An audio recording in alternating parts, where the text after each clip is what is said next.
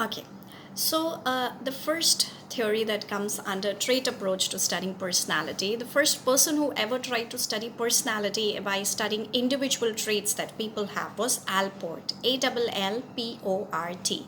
So Allport basically went through English dictionary and he wrote down as many adjectives that people use to describe people. Okay, so for example, if I tell you to make a list of as many words as you can think of in English which can be used to describe people and their personality, and you make a list of all of them, and I ask 1,000 people to do that, and then I combine all of them, he realized there are thousands and thousands of words and adjectives in English language and dictionary which are used to describe people's personality.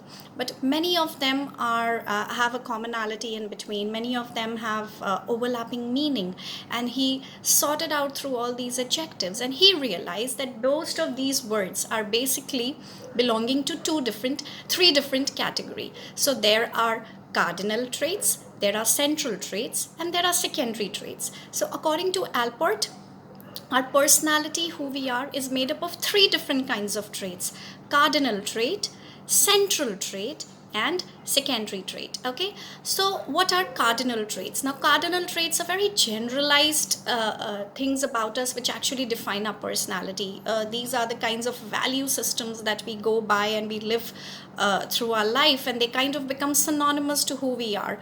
For example, Gandhiji was known for his non-violence. So as soon as you say Gandhi, you know you're talking about non-violence. Okay, so Hitler became known for his cruelty, and evil. So when somebody says Hitler, so immediately what comes to that was his cardinal trait, right?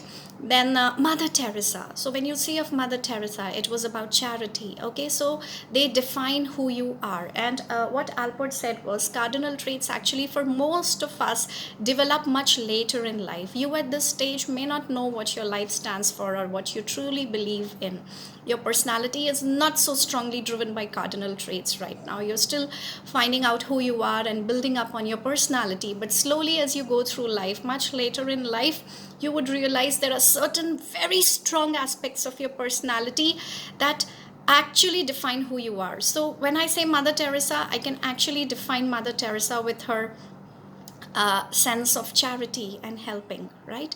So similarly, so those are cardinal traits. Okay, then comes the central traits. So the central traits are what commonly you and me talk about when we describe a person. So when we say things like a person is friendly, a person is an introvert, a person is shy, a person is loyal, a person is honest, all these adjectives that we are using are actually central traits. Okay, these are the traits which define our behavior in different situations, and they make up who we are.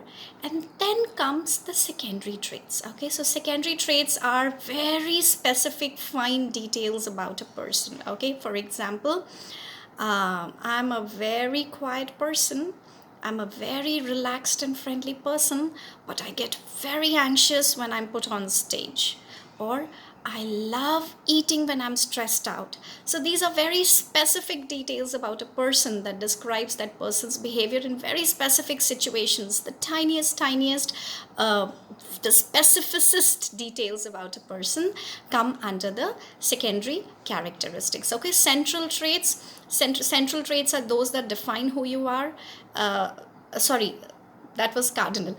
Cardinal traits are the traits that define who you are. For example, Gandhiji was defined by his non-violence. Mother Teresa was defined by his sense of charity. Okay, Abraham Lincoln was defined by his honesty. So hence, similarly, henceforth, then comes the central traits. These are the actual small personality traits that describe your behavior, usually in variety of situations in different contexts. So you're friendly, you're loyal, you're shy, you're honest, all these are central. And then come secondary traits, which are very specific details about who you are. Okay, so that was Allport's trait theory. According to him, he divided traits into these three categories, and once you describe a person's personality based on these three different types of traits, you have a fair idea about who that person is and who that person's personality is. Okay, now the second theory that comes under trait approach of theory is Cattell's personality theory.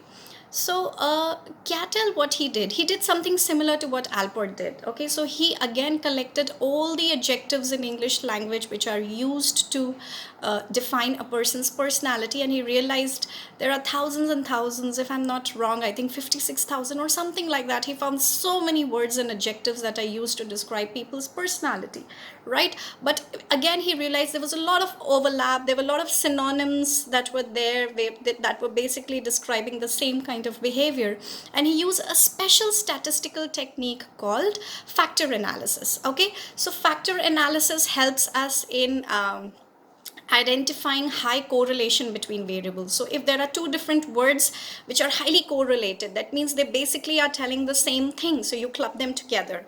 Okay, so he used factor analysis, and he sifted through all these oceans of English adjectives and words that were used for describing different personalities, and he narrowed it down to basically 16 traits. Okay, so that is why Cattell's theory is also called 16 personality factor theory. So he said basically when you describe a person's personality based on these 16 traits, okay, you will have a fair idea about who that person is. Okay, you don't have to know all those 16 traits or what were those traits exactly, but do know that 16 traits was what Cattell narrowed down to a person's personality. What Cattell also did was he distinguished between two different types of traits. He said people basically have two different types of traits. One is the surface traits, and one is the source traits. Okay, so surface traits are the one that we usually see on the surface. When you meet a person, the things that are very obvious are the surface traits. So when you meet a person and you feel a person is very sociable, that is a surface trait. Okay, but source traits are those traits which actually matter more when we are actually wanting to analyze a person's personality. Source traits, when you break down surface traits, you actually realize the surface traits are coming from small basic elemental building block traits. For example, a person would be seen as sociable because probably the person is warm, person is friendly, person is helping. So a sociable trait is being made of these three different traits: warm, helping, friendly. So the warm, helping, and friendly becomes the source trait, and they are the building blocks of a person's personality. So Cattell said that source traits are very important in understanding people's personality. Okay, so there are multiple source traits, and then you have surface traits which are actually coming from combination of various source traits. So you take warm, you take friendly, you take helping nature, these various source traits, and you combine them and you get one surface trait of being sociable. So it's at a higher level. Okay, so source traits are the building blocks. If you combine various source traits, what you get finally is a surface trait. So that was Cattell's personality theory.